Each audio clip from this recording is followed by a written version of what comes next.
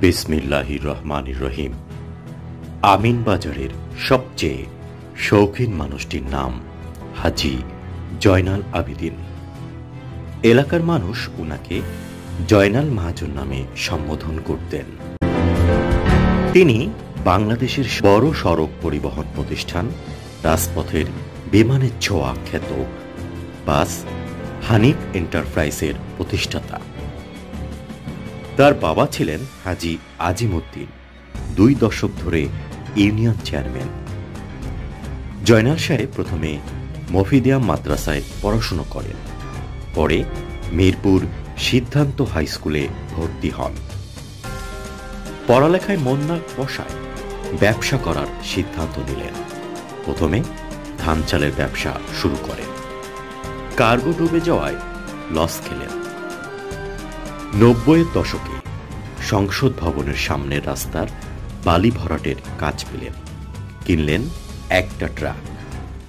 সংগ্রামী মানুষটি আজ তিনি 1200 ট্রাকের মালিক। 3 ছেলে, বড় ছেলে কফিল উদ্দিন আমিন বাজারের চেয়ারম্যান।